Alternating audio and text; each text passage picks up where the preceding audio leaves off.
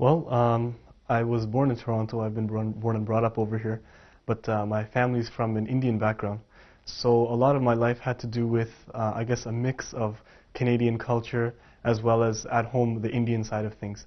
So I grew up knowing my culture, knowing my language, and knowing the religion of my parents very well.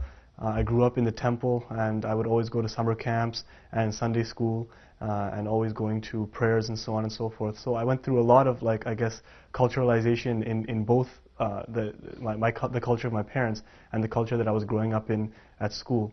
I went to high school over here. I was a pretty studious person, but I also had my fun on the side, and I was really into music. I used to play guitar. I played for 11 years, and so that was my life, I guess, before.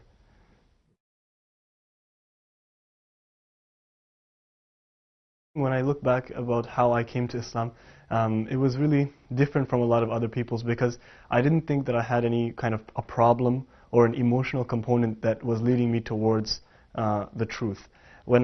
Since I was young, I just didn't feel right in the religion of my parents, although I had been brought up in it, and actually at one point in time I was a very ardent defender of it. And I was almost staunch, you could say. But that staunchness was like a shell. You know, it was very hollow. And it was only because I was trying to defend myself in a place where I guess people would attack that faith a lot for different aspects. And I just never got down with the idea of the many gods or the idol worship. It just didn't fit right with me. As well, there were like numerous different explanations which weren't sitting well in terms of science. And I wasn't satisfied that the truth was there, although there were many good teachings. And I have to clarify that values and beliefs I found were in every religion. And after I left the religion of my parents when I was just starting into my teenage years, I came across the Bible and Christianity, and I read the Bible, and it was beautiful because I came across this idea of one God. In the Old Testament, I came across this idea of one God, and that just like it held me. And the way that this God was so benevolent, and at the same time, it was like the might of God that really, really attracted me towards this, and the concept of prophets, the concept of prophethood, where the men who give you the message are not divine in themselves, and this is the Old Testament that I'm talking about, and that really, really attracted me towards that, and my search kept on going from there. I went into the New Testament, read that, and again, I was really happy with the values that I had found, and I had fallen in love with the character of Jesus, but at the same time, I just couldn't accept it into my heart. It didn't fit for me. And that's when I started to kind of cast off all religion, and I became atheist for a point in time. But after a while, I couldn't force atheism upon myself because I knew in my heart, and just from the logic around me, that this whole creation was created by some awesome being, and that's what led me to go to any spiritual buzz I could find, whether it's a Buddhist circle or a Catholic church or a Sikh temple, or even sometimes a Hindu prayer with my parents. The only religion I never actually bothered to look into was Islam. Like, my parents are from India and from a Muslim city in India. So we always grew up knowing about Islam, although not the beliefs itself, but the lifestyle of a Muslim, the Islamic culture. And the thing is, we always had a lot of misconceptions that were going around.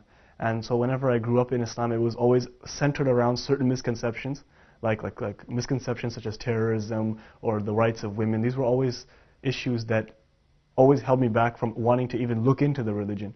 And a lot of my friends in high school, actually some of my best friends in high school, were Muslims, although they weren't practicing at that time.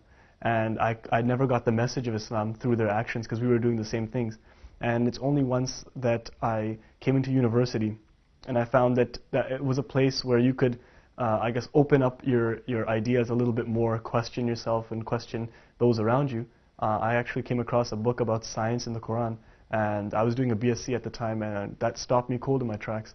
And I decided to take a really critical look at what this religion was trying to say.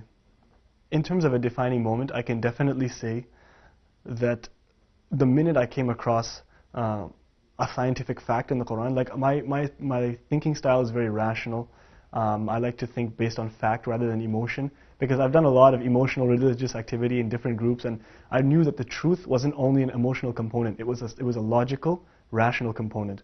And I needed to find a truth that was consistent and rational all the way through.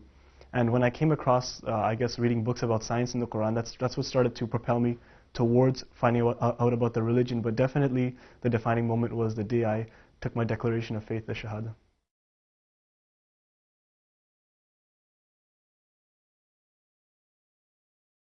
Well, after I became Muslim, of course, I told my parents very shortly after, and everyone around me, and they started to pick up on it a little bit because I started growing my beard and stuff like that.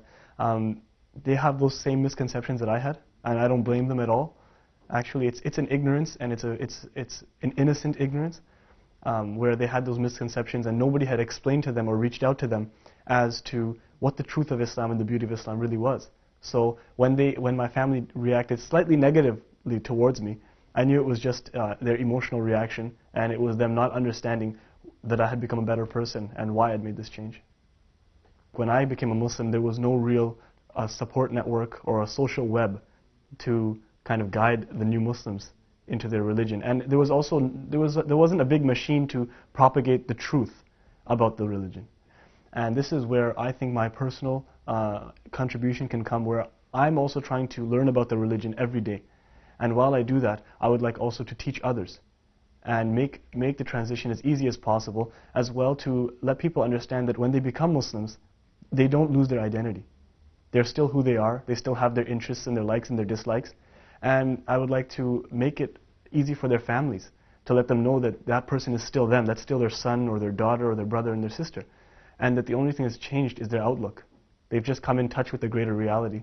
I think the biggest thing that Islam has done for me, first of all, is to give me a satisfaction in my heart that I understand why I'm here and why this universe was created. So I feel at sync with nature itself around me.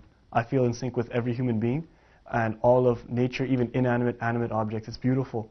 It's a beautiful feeling to wake up every morning, to think about God, and to have your mind blown every morning at the miracles that He's given to us as well. I think that I've developed a respect for every single human being, animal, you name it. It's just taught me that Islam is a system of rights in many ways, and I've learned to respect my parents more, respect my neighbors more, respect people from other faiths and other cultures more, and I think that that kind of respect is needed, especially in a world today where we have to heal a lot of wounds from the past.